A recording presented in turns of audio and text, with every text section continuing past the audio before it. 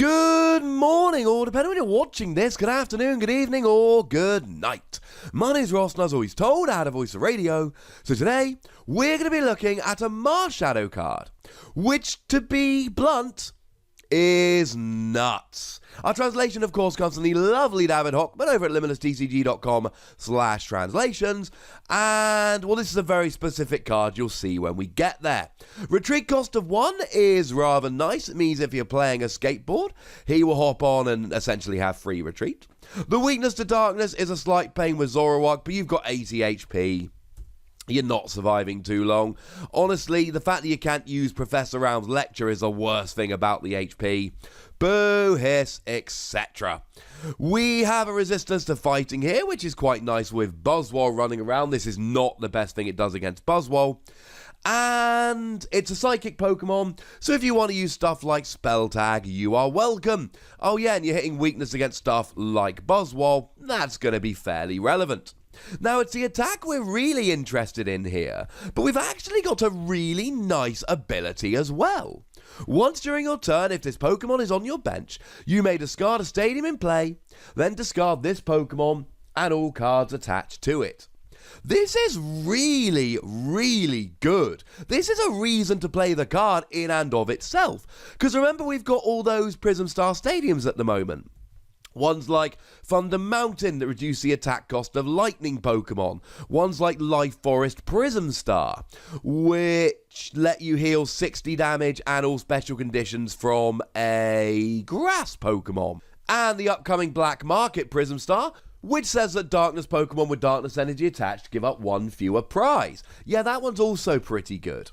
So here, you just leave it on the bench, and as soon as your opponent plays a Prism Star Stadium, they get 1 turn of it, if it's something like Thunder Mountain that helps on their turn, and then you get rid of it. Something like Black Market Prism Star, you just leave Marshadow on the bench, and as soon as your opponent plays Black Market Prism Star, discard Marshadow, discard their stadium, and then you're like, ha, now you've gotten literally no benefit from that whatsoever. These Prism Star Stadiums do stop effects of supporters and item cards. They do not stop abilities like this.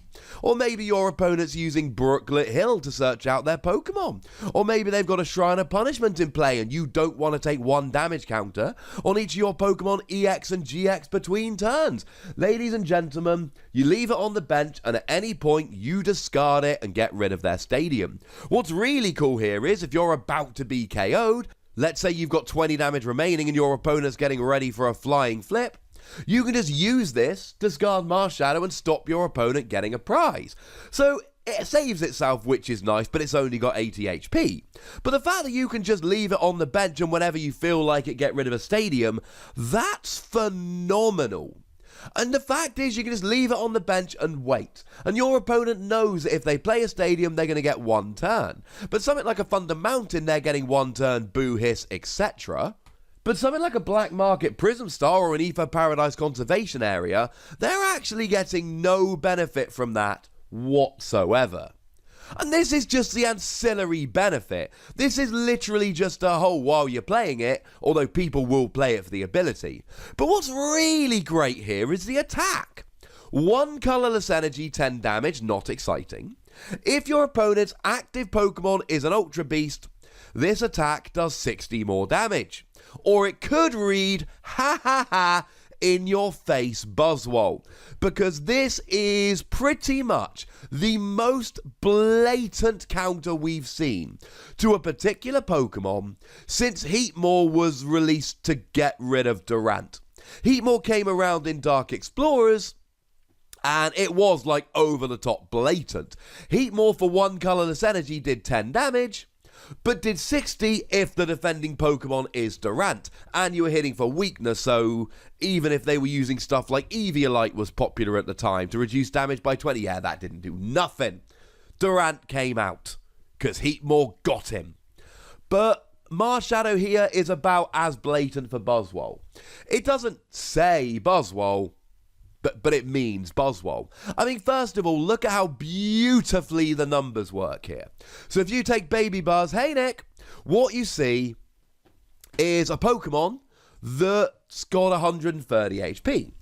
So if you're hitting for weakness, what you really need to be able to do is 70 damage base that will double up to 140 and get a one-hit KO. Oh, look, that's literally the perfect number to get rid of Baby Buzz.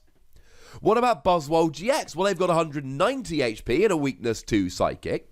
So you need to be doing 100 damage base so that you can double up and KO with weakness. You do 70, add a choice band, up to 100, 200 with weakness, exact one-hit KO. I know you're 10 over, but you can't do 190 damage if you're hitting for weakness. You've got to hit an even number. I know they're all even numbers. You know what I mean. So yeah, this is literally just a ha in-your-face Buzzwole card. This is a very, very, very, very, very transparent attempt to just get rid of Buzzwole. And here's the thing, right? Basic Pokemon, one colorless energy. It's exactly the same as they did with Heatmore a few years ago. It is designed very, very obviously to be able to be put in any deck. Unless you're playing some kind of expanded deck, which only plays something like Strong Energy, i.e. can only be attached to a fighting Pokemon, you will be playing some energy that you can put on here. And it's a basic Pokemon. So essentially, every deck now has a very easy basic Pokemon that they can chuck into a deck to take out Buzzwole. You need never be worried about Buzzwole again. Sometimes cards are released as counters to other cards and you're like, but there's a way around it. No, the only way this doesn't counter Buzzwole is if you can't find it, can't find an energy, or you're against a GX and you can't find a choice band. This is going to be essentially a perfect counter to Buzzwole. If you want to perfectly counter a Pokemon, what you really want is a basic Pokemon that gets a one-hit KO for a single colorless energy. And that is exactly what they've given us here. Now, some people have argued, and I don't know how upset I can be about this argument, well, hang on a second, Zoroark's a much bigger problem than Buzzwole, so surely we need a counter to Zoroark, not a counter to Buzzwole, which is in and of itself a counter to Zoroark.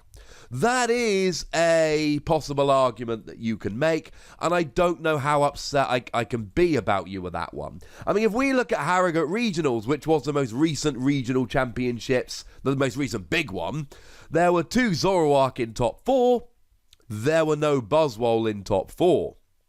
In fact, the highest finishing Buzzwole of the entire weekend was the lovely Luke Kirkham, who got 23rd place with Buzzwole Weavile.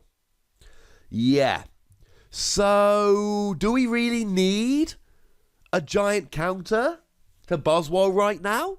Arguably not. I mean, don't get me wrong, right? With cards like Diancie, Prism Star, and B-String, it's a great card. But is it really bad enough to warrant a counter? The irony is, when Heatmore came around to counter Durant, Durant was a problem and needed a counter, but nobody ever played Heatmore, because in the same set, Darkrai X came around and that just ended Durant. The thing to remember is, this isn't just for Buzzwole.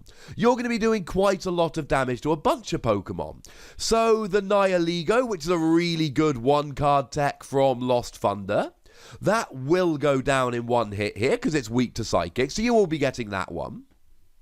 Naganadel, which of course is seeing a lot of play in a lot of decks. It's phenomenal energy acceleration. We see it with stuff like Blacephalon, but honestly, we've seen it with like a billion other different decks. That will get one hit KO'd by this nicely.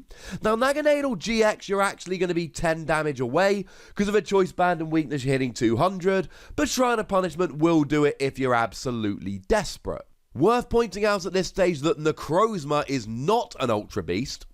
If it was an Ultra Beast, you would also be countering that, but it's not, so you're not. Ultra Necrozma is an Ultra Beast. You're not getting a one-hit KO, but you can do 70 damage. That's quite nice. And we can say the same thing here about Blacephalon, for argument's sake. I should also mention, when you're playing Naganadel, that's generally played with Stack Attacker, which reduces damage, so actually you're probably not getting a one-hit KO, even with Shrine of Punishment. Would have felt mean if I hadn't put that in. So it's not like you can only use it against Buzzwole. but it is clearly a Buzzwole counter. The fact that it's a basic Pokemon for a single energy that hits the numbers perfectly on both the Buzzwole, I mean, yeah. It's a little bit transparent. I have no problem with it. I'm not a Buzzwole player at the moment, and I don't mind having hard counters to this, because especially when it's something like Buzzwole, which is really good but not at the top of the metagame, we now have to make that decision of, do we play one or two of these to really counter Buzzwole? Is Buzzwole really seeing enough play to make it worth it? And that's when we really get into the minutiae of deck building, and that makes me rather happy. The ability on this alone would probably put it up to a 4 WOSSY card. The attack makes it a 5 WOSSY card. This is phenomenal. The ability is a great ability, especially with Prism Star Stadiums running around, and I would be excited about this card if it only had the ability in some garbage attack. But the fact of the matter is, it's got this amazing ability, and it's got an attack which gives an easy counter to Buzzwole for any deck whatsoever. And honestly, the amount of Naganadel around at the moment, it's almost worth playing one or two of these just to get some cheeky KOs on Naganadel. But make no mistake about it, this is a busted over-the-top redonk 5 WOSSY card. Yeah, we started the day today with 2 ridiculous cards. What will the future hold? Who knows? But we are going to be on 3 videos a day for a couple of days, so make sure you keep checking back. For now, ladies and gentlemen, tell me what you think about this card. Go nuts in the comment section, but please do remember the most important rule as always. Be nice, would ya? And then make sure you like this video, subscribe to this channel, follow me on Twitter at the Wassy, and Twitch for some live action at twitch.tv/PTCGRadio. If you want to support the channel, get some bonus podcasts and all of that, head on over to patreon.com/PTCGRadio, where you can do exactly that. And do make sure you're checking out youtube.com/WassyPlays for some more Wassy action. By far the most important thing, as always, is to look after yourselves until next time. Thank you very much for watching. My name's Ross, and you've been watching PTCG Radio.